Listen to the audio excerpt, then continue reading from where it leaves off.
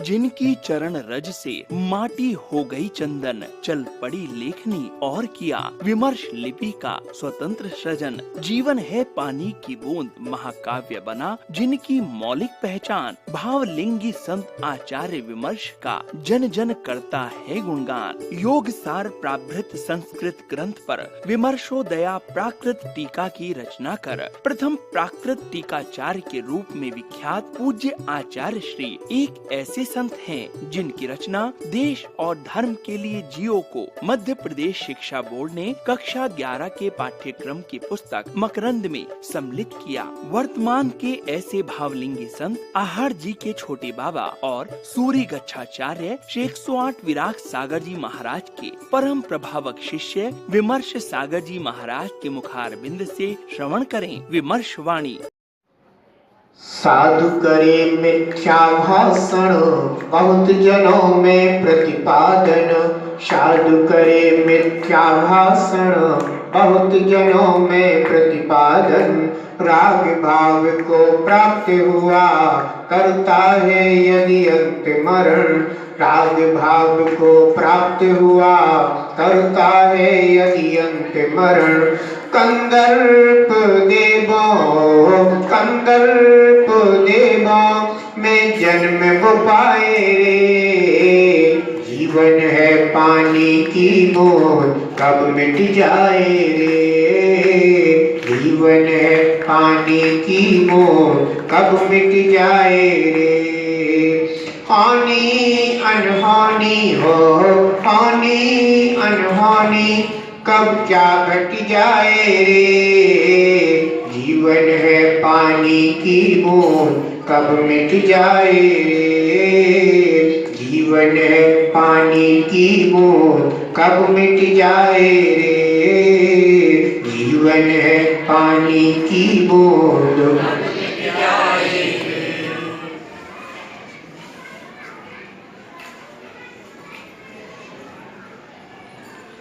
मनुष्य जीवन साधना के लिए सर्वश्रेष्ठ जीवन है।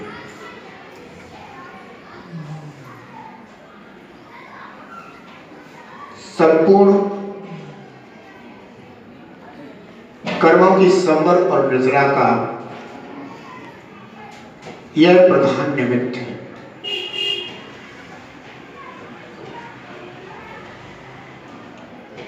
दुखों से मुक्ति का उपाय मनुष्य पर्याय के अलावा अन्यत्र पूर्णता को प्राप्त नहीं होती।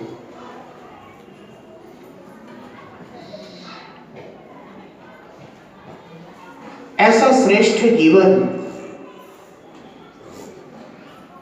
प्राप्त करने के बाद यदि हमें आत्महितकारी मार्ग मिल जाए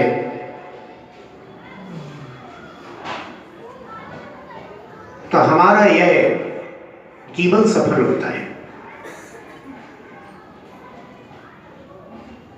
अभी तो हमारे जीवन में विफलता ही विफलता है। क्या आप सोच सकते हैं कि एक व्यक्ति व्यापार में सफल है, फिर भी वह जीवन में विफल है। एक व्यक्ति विद्यार्जन में सफल है, फिर भी वह इस जीवन में विफल है।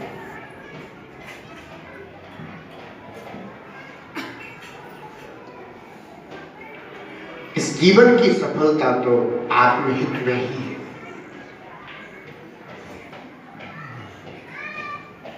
हमने पुण्य के उदय में अनेक प्रकार की सफलताएं हासिल कर ली, लेकिन आत्महितकारी मार्ग प्राप्त नहीं कर पाया,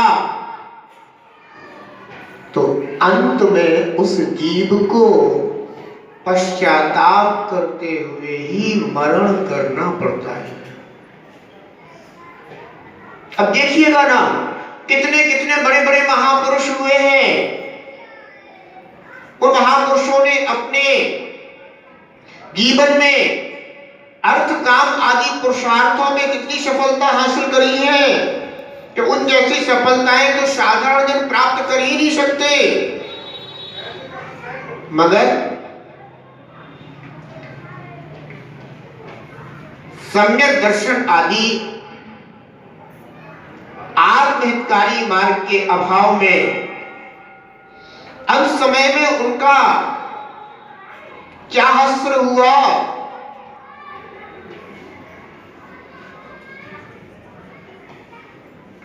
तीन खंड के अधिपति सुख भोगते भोगते मृत्यु को प्राप्त हुए, कहां गए? अधोगति को प्राप्त हो गए।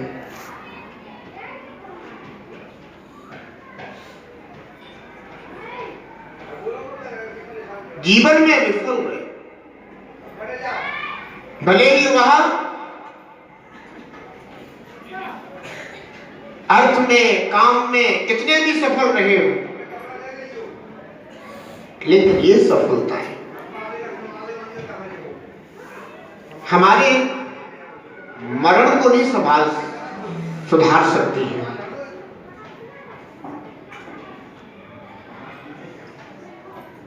और जो हमारी मृत्यु को सुधार देता है, बस वही जीवन सफल है। धन्य है वे बैरागी जीव जिन्होंने सम्यक दर्शन ज्ञान चारित्रमय मोक्ष मार्ग को धारण करके अपने परम लक्ष्य को प्राप्त करने का निरंतर पुरुषार्थ किया है, कर रहे हैं। लेकिन ऐसे पुरुषार्थी जीवों के लिए भी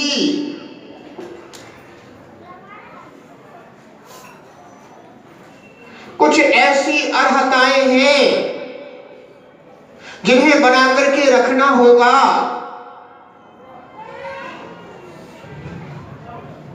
अगर किंचित भी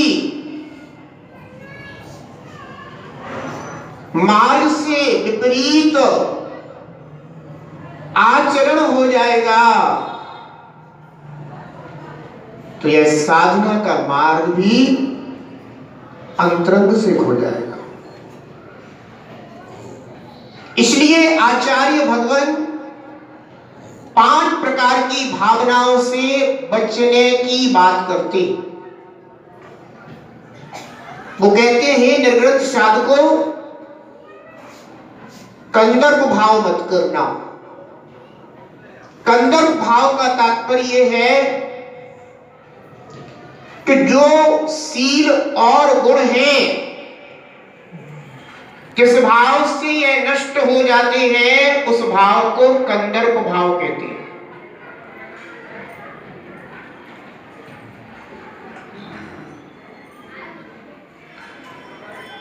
साधना प्राप्त हुई है, त्यागमय जीवन प्राप्त हुआ है, लेकिन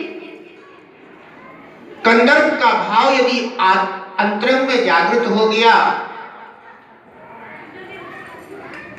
तो अंत समय में भले ही वह निर्ग्रंथ मन मुद्रा का धारी भी क्यों ना हो, उसे भी देव दुर्गति को प्राप्त करके कंदर्प जात के देवों में उत्पन्न होना पड़ता है।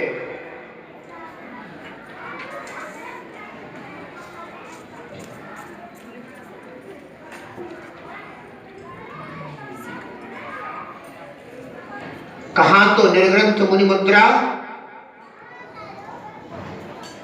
जो साक्षात अरहत दशा का कारण है, मोक्ष मार्ग पर आगे बढ़कर के मुक्ति को प्राप्त कराने वाली है, और कहां इस मुद्रा में कंदर्प भाव के आते ही सम्यक्त का विनाश हो जाता है, सम्यक्त का नाश हो जाता है। और ऐसे उन साधु जनों को भी कंदर्प जात के देवों में उत्पन्न होना पड़ता है। कंदर्प जात के देव सील गुण विहीन, और जो साधु भी शील गुण से रहित होकर के मरण को प्राप्त होते हैं, उन्हें ऐसी देव दुर्गति को प्राप्त होना पड़ता है। आचार्य और कहते हैं कंदर्प क्या है? असक्त मुल्लावेंतो पर्णमेंतो भोजनम गुणएम कंदप प्रेसमा वर्णो कंदप पेसु उपजयी। कहते हैं कि जो साधु असत्य बोलता हुआ और उसी को बहुत जनों में प्रतिपादित करता हुआ राग भाव को प्राप्त होता है, कंदर्प भाव करता है, वह कंदर्प जात के देवों में उत्पन्न होता है।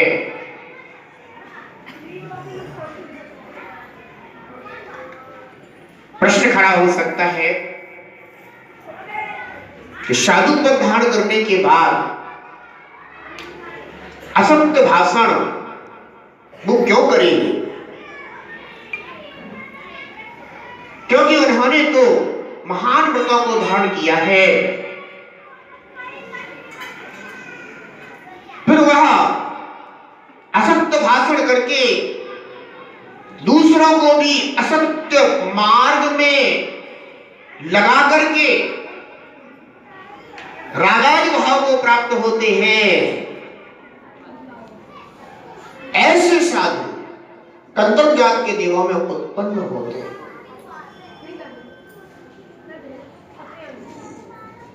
चार प्रकार के देवों के निकाय हैं: भवनवासी, दंतर, ज्योतिष और परिमानिक। वैमानिक देव उच्च देव कहलाते हैं और भवनवासी, व्यंतर और ज्योतिष देवों में जन्म होना देव दुर्गति कहलाते हैं। उन भवनवासी, व्यंतर, ज्योतिषकों में भी कुछ ऐसे पुण्यात्मा जीव होते हैं कि जो जिनेंद्र भगवान के आराधक होते हैं, सम्यक दर्शन को धारण करने वाले होते हैं, निरंतर अपने कर्मों का क्षय, भवों का क्षय करने में तत्पर रहते हैं। मगर उनमें भी कुछ ऐसे हीन देव होते हैं कि जो सम्यक तो आदि गुणों से विहीन रहते हैं, निरंतर दुख में जीवन व्यतीत करते हैं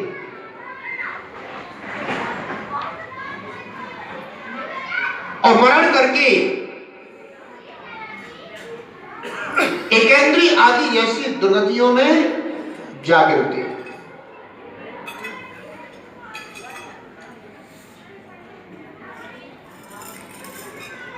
आचार्य भगवान कह रहे हैं कि महान त्याग साधना का यह मार्ग धारण करने के बाद अपने परिणामों को थोड़ा संभालिए, इस कंदर्प भाव से बचिए। असत्य भाषण करके और उसी असत्य भाषण के द्वारा बहुत जनों को प्रभावित करके उनको भी उसी में लगा करके राग भाव को प्राप्त होना, यानी स्वयं भी अपनी दुर्गति करना और जितना उनके द्वारा प्रतिपादित असत्य भाषण के द्वारा जो आचरण करते हैं उनका भी कुमरण होना, उनकी भी दुर्गति होना।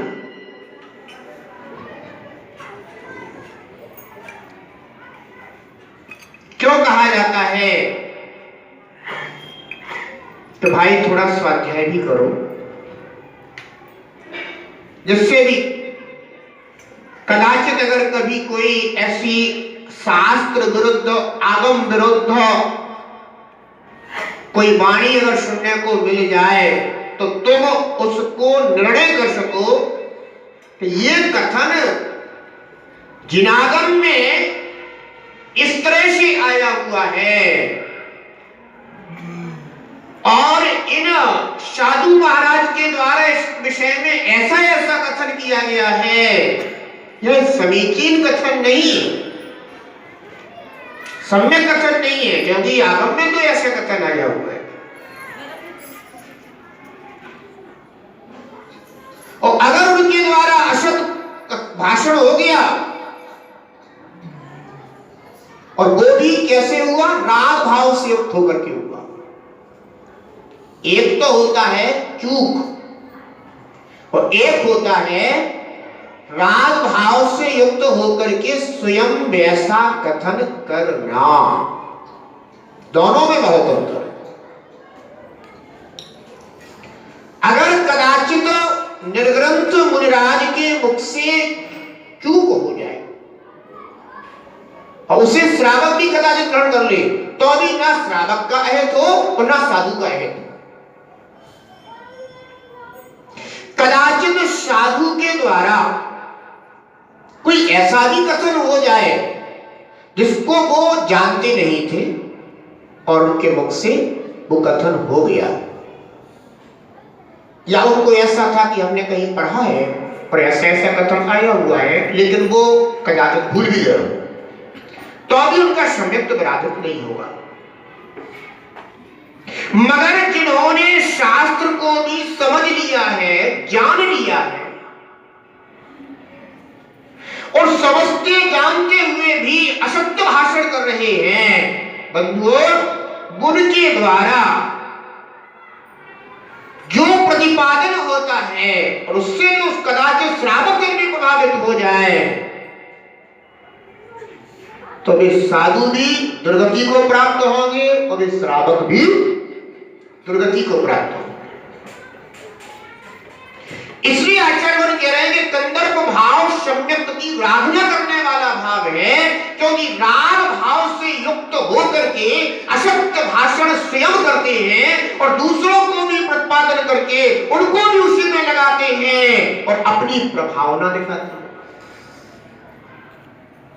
इसे कंदर्प भाव कहा जा रहा है।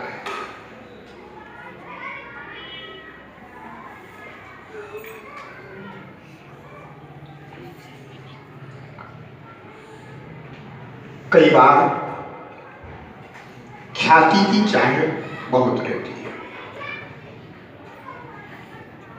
अब ख्याति कैसे हो,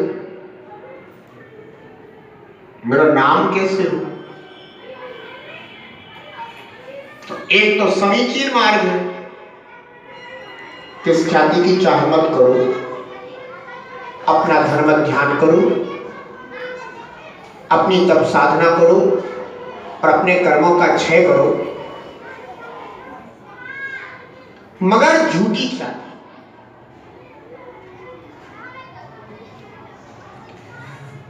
अब झूठी ख्याति तो झूठ बोलने से ही होगी, असत्य भाषण तो करना पड़ेगा। बिना असत्य भाषण करे अपना काम नहीं चलेगा। तो ख्याति के लिए झूठ बोलना और बहुत जनों के सामने प्रतिपादन करना,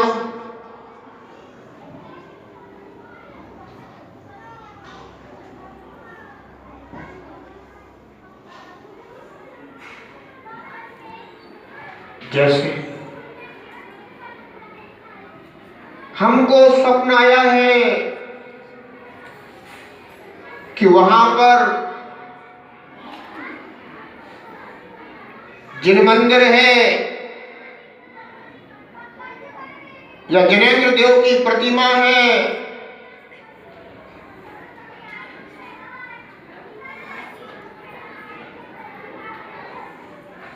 अब क्या कर रहे हैं, ये है कुछ नहीं, वहां झूठ बोल रहे हैं। तो वहां जिन मंदिर है, जिन प्रतिमा है,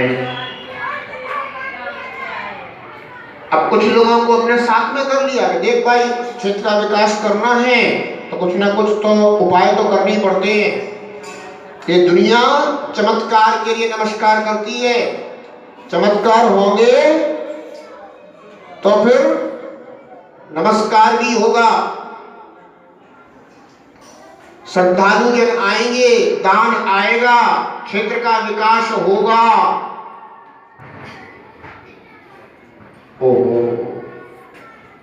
ये क्षेत्र का विकास करने के लिए आत्मा का इतना ह्रास,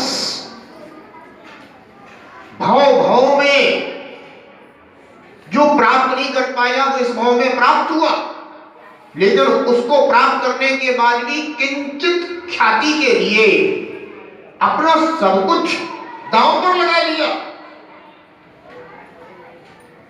सम्यक को नष्ट कर दिया, सम्यक दृष्टि की, मिथ्या मार्ग का अनुसरण नहीं करेगा। मिथ्या मार्ग का अनुसरण तो कौन करेगा? तो मिथ्या दृष्टि होगा।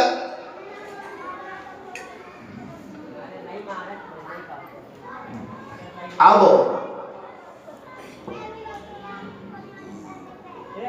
क्या करें?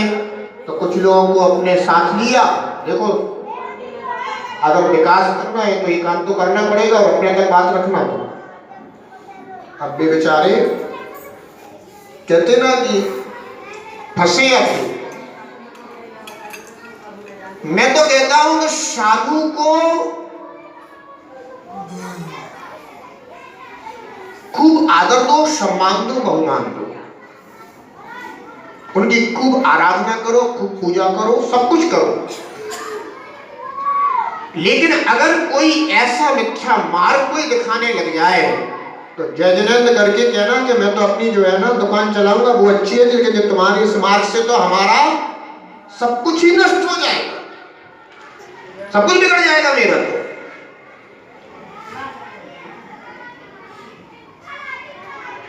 नवीन प्रतिमाओं को प्राचीन कलाकृति में निर्मित करा करके, जमीन में रखवा करके, गड़वा करके 5 साल बाद, 10 साल बाद, 15 साल बाद, 20 साल बाद तो नहीं, बहुत ज्यादा हो रहा है, तब तक तो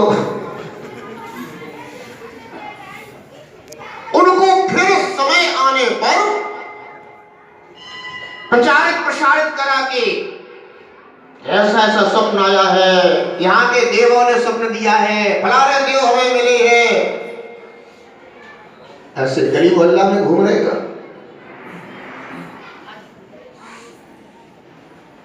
लेकिन प्रचारित प्रसारित करा करके जिस दिन अच्छी संख्या हो श्रद्धालुओं की, उस समय पर ऐसा निकाल करके फिर उसका प्रचार प्रसार करना, बहुत जनों के बीच में प्रतिपादन करना,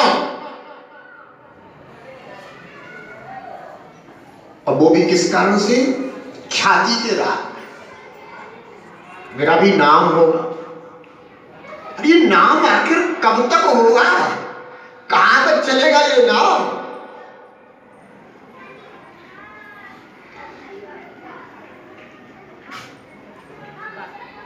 अपने सामने ही बड़े बड़े प्रधानमंत्री राष्ट्रपति हो गए, एक आते एक चले जाते, एक आते एक चले जाते, उनका नाम लेने वाला कोई नहीं मिलता।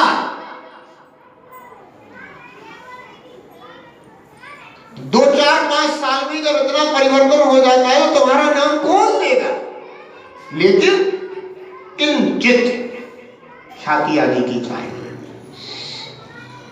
पर प्रतिमाओं को निकालना सामान्य जन तो क्या समझेंगे? अरे बहुत प्राचीन बिंब प्रकट हुआ है, वे श्रद्धा के साथ जाएंगे। प्रशस्ति भी नहीं है, चतुर्काल की प्रतिमाएं हैं, सब कुछ है।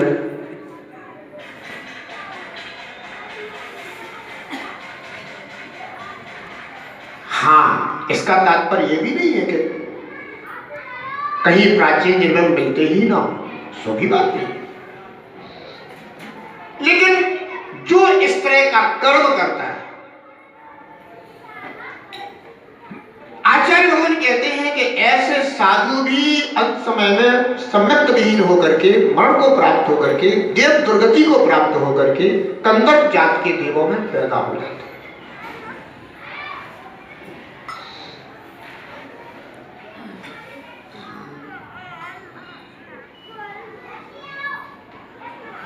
बंधुओं, निर्ग्रंथ मुनि मुद्रा तो बहुत पावन है, बहुत पवित्र है। ये वो मुद्रा है जिसके सामने तीनों लोक के भव्य जीव नतमस्तक होते हैं। इस मुद्रा की इतनी शुचिता है, इतनी शुद्धता है कि इस मुद्रा के सामने नतमस्तक होकर के भव्य जीव अपने कल्याण की भावना करते हैं। मेरा संसार नष्ट हो जाए भगवान, मुझे ऐसा आशीष प्रदान कीजिए। और कदाचित किसी ने इस तरह का कर्म करके और बहुत जनों को उसमें लगा लिया, स्वयं भी डूबे, उतने जीवों का भी अहित हो गया।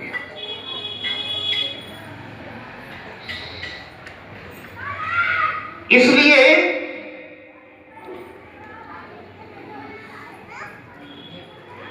अपने आत्मा के गुणों को विकसित करना चाहिए, लेकिन कभी झूठी ख्यातियों में नहीं पड़ना चाहिए। अपनी झूठी ख्याति की चाह नहीं करना चाहिए। जो है, जितना है उतना ही पर्याप्त है। संतोष भी तो आत्मा में होना चाहिए।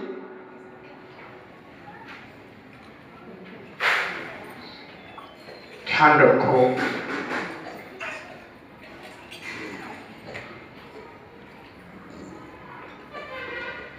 एक जगह पर सुना था मैंने ऐसा कि बहुत बड़े विराट विधान का आयोजन रखा था।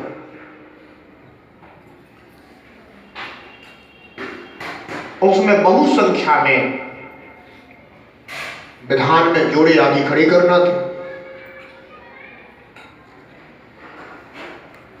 और परिणाम ये हो गया उतने लोग उपस्थित नहीं हो पाए। विशाल पांडाल, सारी चीजें बहुत विशाल विशाल,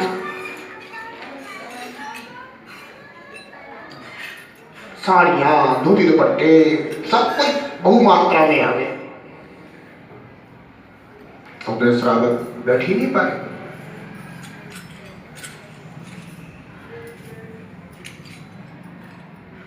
पता चला कि वो कार्यक्रम तो बहुत ज्यादा घाटे में चला गया।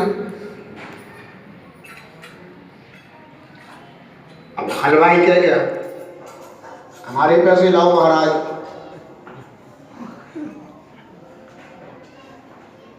धोती दुपट्टा वाला कहेगा, महाराज हमारे पैसे का क्या होगा।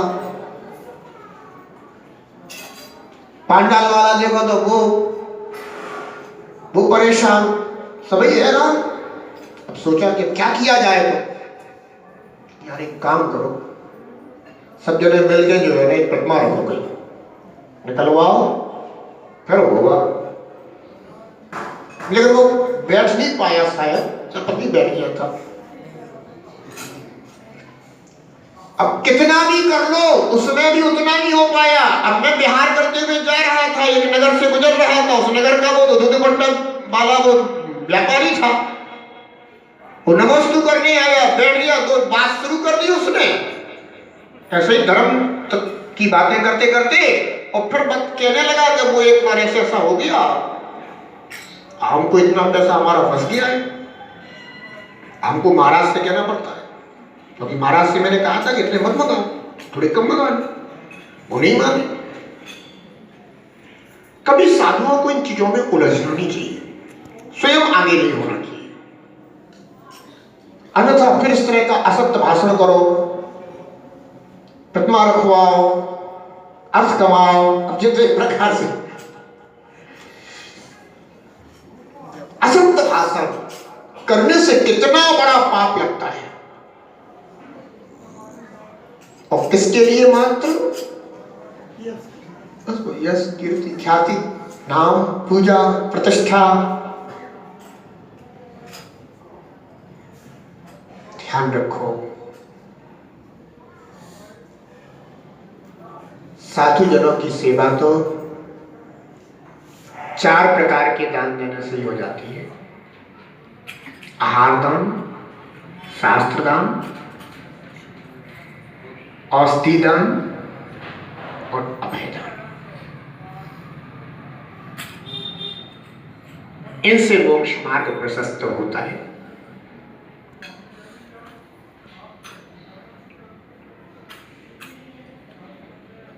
असत्य भाषण दुख का कारण है।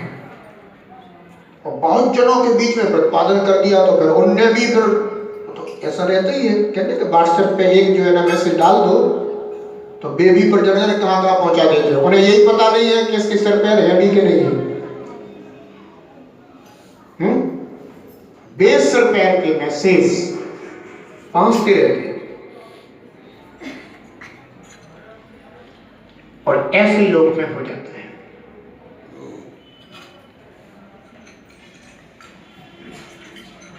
अनेकों लोग यश गाथा गाने लग जाते हैं। साधु महाराज खुश हो जाते हैं। अब हुई प्रभावना। अरे जन शासन का महात्म फैलाओ। और जन शासन का महात्म तो समीचीन मार्ग की प्रभावना करने से ही। मिथ्या मार्गों से कभी जन शासन की प्रभावना नहीं हो सकती। अपनी व्यक्तिगत प्रभावना की बात हो सो बात ही अलग है।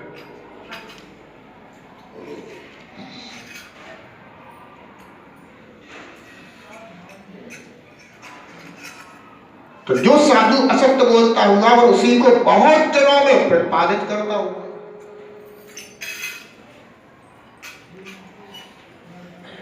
राग भाव को प्राप्त होता है।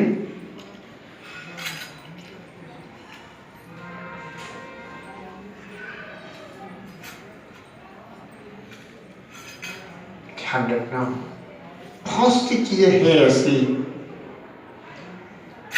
जिनके कारण ऐसा महान साधु का पद यह जीव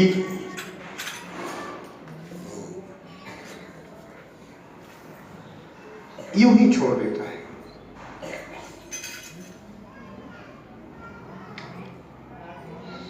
साधु के मुख से इसलिए कहा जाता है कि जब भी सुनो तो क्या सुनो? जिनवाणी। सम्यक दर्शन की चर्चा सुनो, सम्यक ज्ञान की चर्चा सुनो, सम्यक चार्ट की चर्चा सुनो, सम्यक तप की चर्चा सुनो, है ना? एक बार नहीं, बार बार सुनो, हर बार सुनो, क्योंकि इसी में अपना कल्याण है।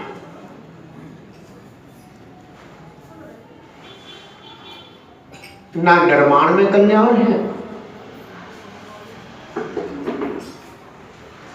कल्याण तो निर्माण में है।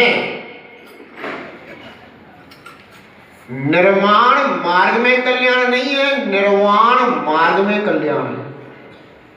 कुछ लोगों का ही कहना है, कुछ लोग ये कहते हैं कि अगर हाँ। नहीं आचार्य लोग या लोग कर पाएंगे क्षेत्र की वो तो विकास कैसे होगा? क्या कहते हैं?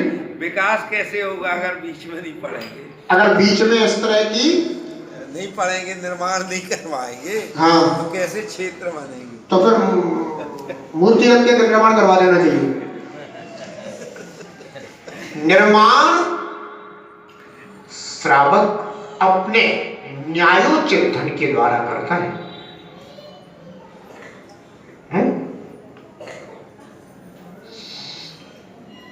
एक बात बताओ तुम कि जैसे मान लो किसी को कोई बीमारी हो जाए और मेडिकल स्टोर पर 2 प्रकार की औषधियां हैं। एक तो शुद्ध औषधि है, एक है मिलावट वाली। तो कौन सी वाली उसके लिए तुम यूज करोगे? शुद्ध वाली यूज करोगे। मिलावट वाली यूज करने से तो रोग बीमारी ठीक नहीं होगी ना। ऐसे ही धर्म के क्षेत्र में भी जब आप अपने न्यायोचित धन का उपयोग करते हैं तो वह आपके भी जन्म जरा मृत्यु आदि जैसे रोगों को दूर करने में कारण बन जाता है, क्षेत्र के विकास में कारण बन जाता है। और जब कोई अनीति और अन्याय का धन उपयोग करता है तो ना अपना रोग बढ़ता है और ना क्षेत्र का विकास होता है। इधर विकास में पैसा लगा और पता चला कुछ समय के बाद ये ठीक नहीं बना, इसको गिराओ।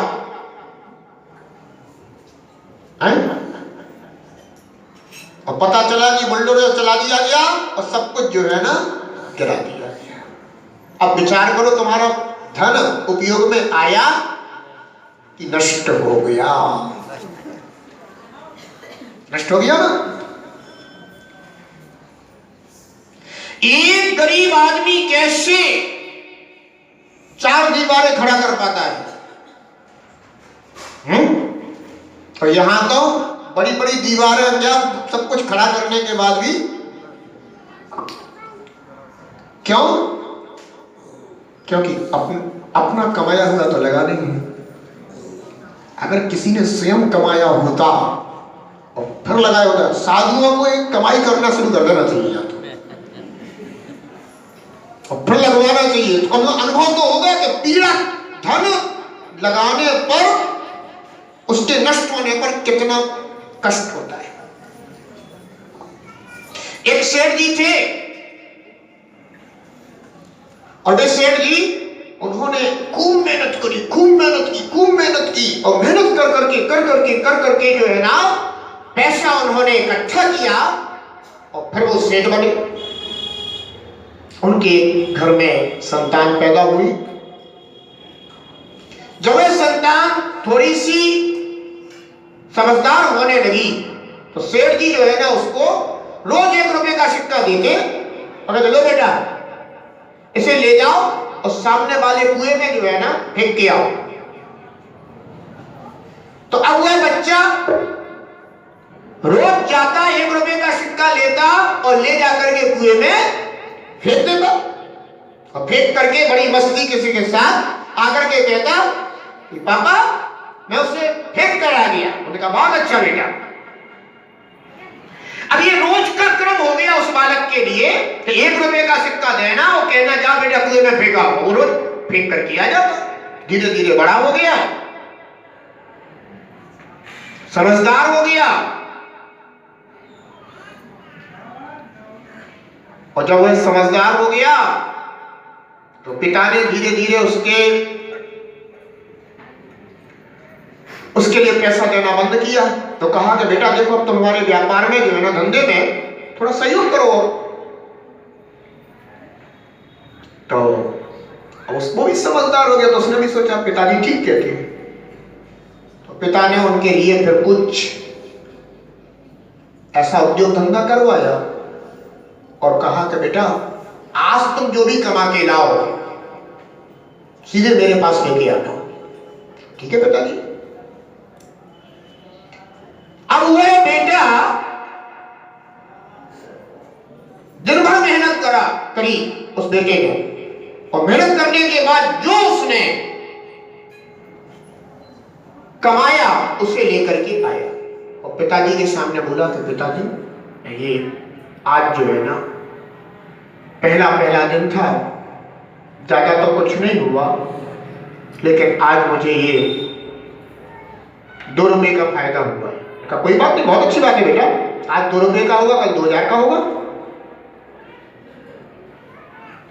तुम कुछ कमा के तो लाए हो।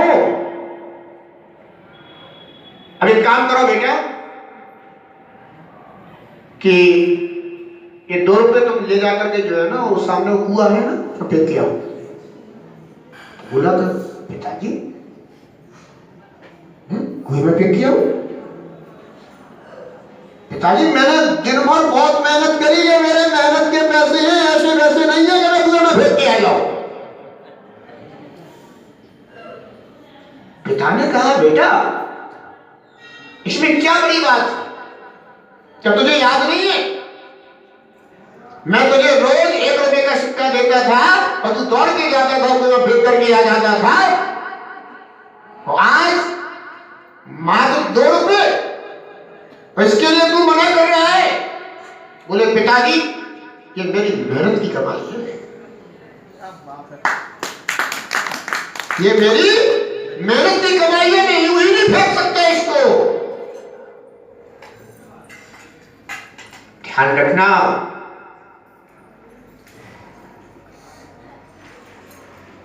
क्षेत्रों का विकास हो, लेकिन अगर दीवार खड़ी होती हो तो बुलडोजर चल जाता है, शायद इनको अनुभव नहीं है कि ये पैसा कितनी मेहनत से कमाया जाता है। अगर वो अनुभव होता तो शायद यूं असत्य भाषण कर करके बंधुओं इस तरह से निराश नहीं होता, नाश नहीं होता।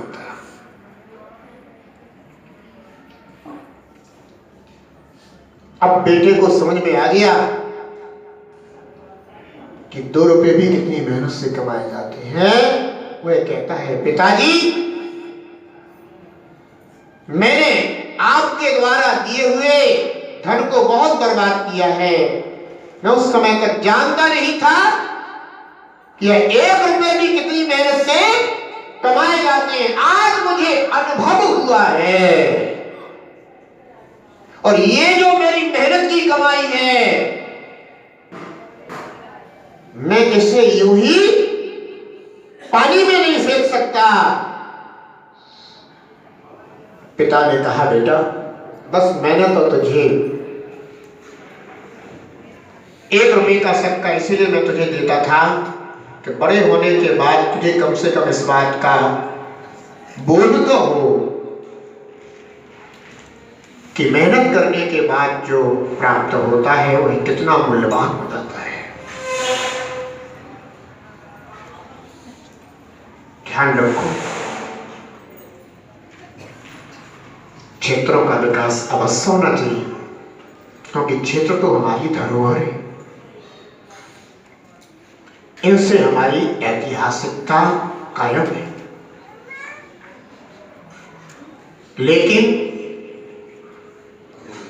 असत्य भाषण करके अगर विकास भी किया तो वह विकास भले ईंट पत्थरों का विकास हो जाएगा,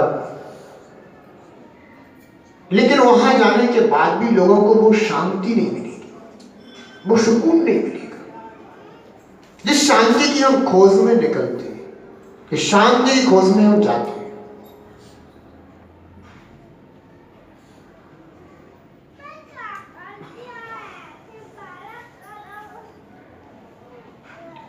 ध्यान रखो, एक समय ऐसा था कि जब लोग तीर्थ वंदना करने के लिए जाते थे ना, तो जाने वाले के लिए विशुद्धि होती थी और भेजने वाले के लिए बहुत विशुद्धि होती थी। और अब वही सम्मेशकर, कोई गिरनार वंदना तो कर आते हैं, लेकिन पहले जैसी वो विशुद्धि, उसकी अनुभूति, वो आनंद, वो रोमांच, वो नहीं आता।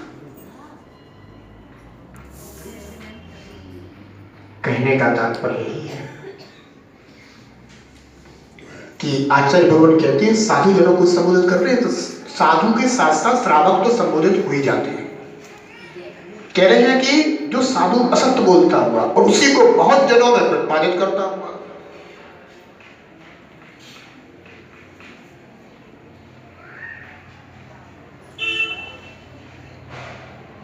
राग भाव को प्राप्त होता है, कंदर भाव को प्राप्त होता है, कंदर जात के देवों में उत्पन्न होता है। अब कोई कितना भी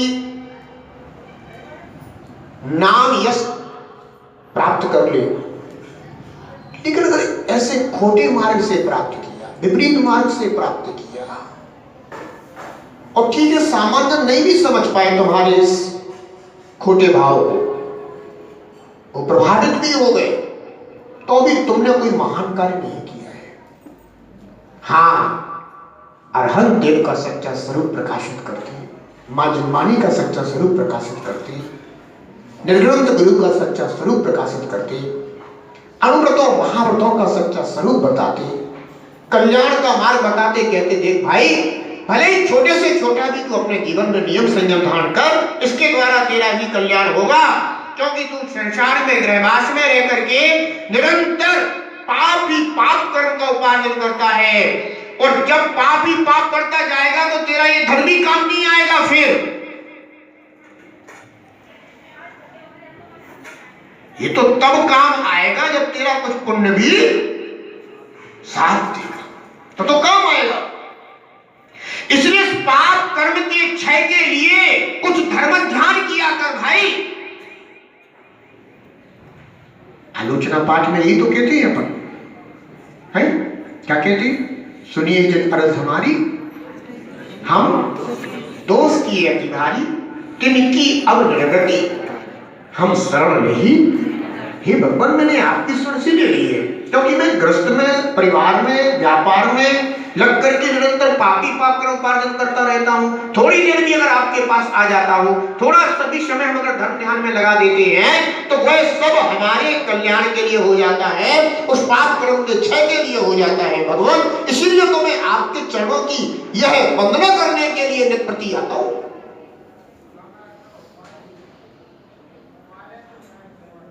तो उसे अगर इस तरह से समीचीन बात, सही बात बता करके अगर उसको धर्म ध्यान में लगाया, तो उसका भी कल्याण होगा और अपना भी कल्याण होगा।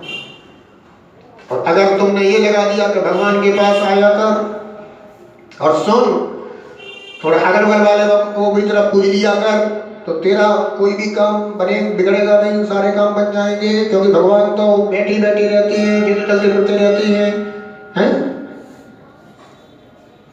ये मार्ग नहीं बताया, उन मार्ग हो गया, खोटा मार्ग हो गया, विपरीत मार्ग हो गया। जिनेंद्र देव की आराधना करने से सब सहयोगी हो जाते हैं। इसे समीचीन मार्ग बताना चाहिए, मिथ्या मार्ग नहीं बताना चाहिए। कोई स्वीकारे ना स्वीकारे, उसकी होनहार, उसकी अच्छी होनहार होगी तो स्वीकार लेगा, अगर उसकी होनहार खराब होगी। लेकिन कभी झूठ नहीं बोलना चाहिए, असत्य भाषण नहीं करना चाहिए, विपरीत मार्ग पर स्वयं चल करके, दूसरों को चला करके जिन शासन का महात्म नहीं बढ़ाया।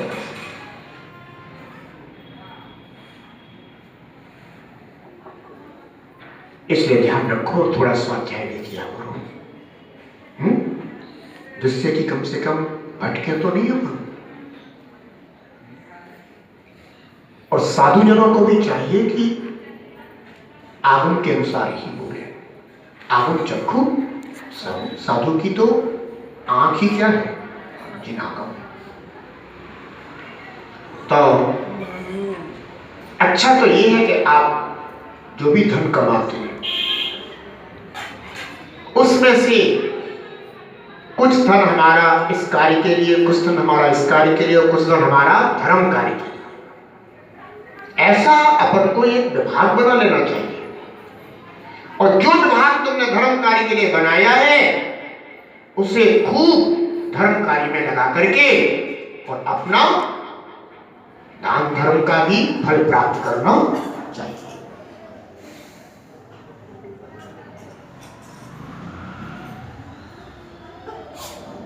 इससे आपको सम्यक फल मिलेगा।